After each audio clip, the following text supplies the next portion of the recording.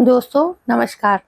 मेरे इस कहानी के चैनल पर आपका बहुत बहुत स्वागत है। एक व्यक्ति अपने स्कूटर से घर जा रहा था।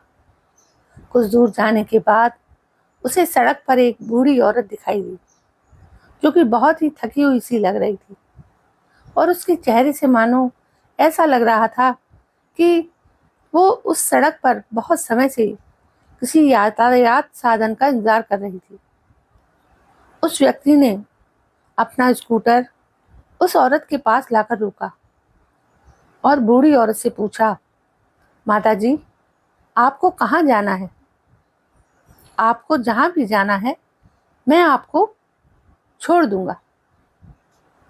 अनजान आदमी को अचानक अपने सामने देखकर वो वृद्ध महिला थोड़ा घबरा गई।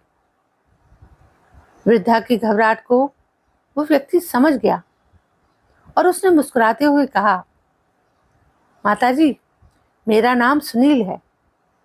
आप चिंता ना करें, मैं आपको सकुशल आपके घर तक छोड़ दूंगा।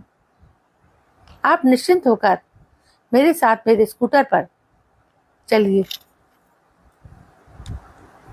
सुनील की बातें सुनकर वृद्ध महिला को तसल्ली हुई और साथ आने की सहमति देते हुए पूछा, तुम कितने रुपए लोगे मुझे घर तक छोड़ने का? सुनील ने हंसते हुए कहा, माता जी, मुझे कुछ नहीं चाहिए,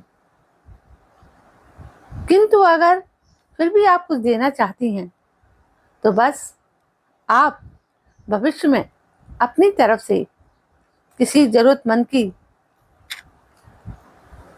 किसी भी तरह मदद कर देना। अपनी बात को पूरी करके सुनील ने उस वृद्धा को अपने स्कूटर पर बिठाया और उनके घर पर छोड़ने के पश्चात वहां से चला गया। कुछ दिनों बाद वो वृद्ध औरत कुछ सामान खरीदने एक दुकान पर गई। दुकान के बाहर आकर वृद्धा ने देखा कि उसी दुकान के बाहर एक गर्भवती महिला कुछ खाने पीने का सामान बेच रही है। उस वृद्ध महिला को ये समझते देर नहीं लगी कि जरूर इस लड़की की कोई बड़ी मजबूरी होगी जो इसे इस अवस्था में भी काम करना पड़ रहा है। वृद्धा के मन में उस महिला के लिए मदद की इच्छा जागृत हुई और उस गर्भवती महिला से कुछ खाने का सामान खरीद लिया।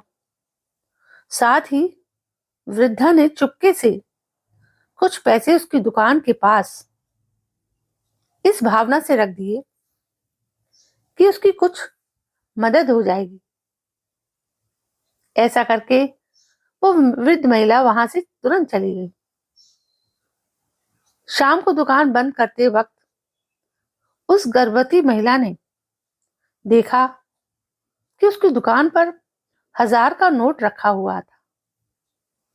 1000 रुपए देखकर वो बहुत खुश हुई और अपने घर जाकर उसने अपने पति से कहा, सुनील, मैं जानती हूँ मेरे गर्भवती होने की वजह से घर का बहुत खर्चा बढ़ गया है, परंतु आज तुम्हें चिंता करने की कोई जरूरत नहीं, क्योंकि मेरी दवाई के पैसे का इंतजाम हो गया है। मैंने आज ज्यादा पैसे कमाए हैं। ऐसा कहकर उसने भगवान का शुक्रिया किया और अपने पति के गले लग गई। दोस्तों, ये सच है कि हम जब भी किसी की निस्वार्थ भाव से सहायता करते हैं तो हमारे द्वारा किया हुआ अच्छा काम जिंदगी में कभी ना कभी किसी ना किसी रूप में वापस आता जरूर है, वो भी कई गुना होकर। इसलिए जब भी किसी की मदद या सेवा करो तो दिल से करो, कभी भी मन में फल की आशा ना रखो। बिना फल की चाह से किया गया कर्म हमें मोक्ष देता है। महाग्रंथ गीता में भी तो कहा है, यही संदेश देती है गीता। कर्म करो, फल की चिंता मत करो, बस कर्म में अच्छाई और वचन में सच्चाई को अपना लीजिए, आपका भला अपने आप हो जाएगा। दोस्तों, लाख टके की एक बात है इन कहानियों में। यदि हम इन्हें अपने जीवन में अपनाते हैं तो हमारा जीवन तो सफल होगा भी, हम किसी ऐसे व्यक्ति का भी जीवन संवार देंगे जिसको इसकी जरूरत है। दोस्तों, ये कहानी आपको कैसी लगी? यदि कहानी पसंद आई हो तो प्लीज मेरे इस चैनल को सब्सक्राइब करें। कल मैं फिर हाजिर होती हूँ एक नई कहानी को लेकर। तब तक के लिए जय हिंद, वंदे मातरम।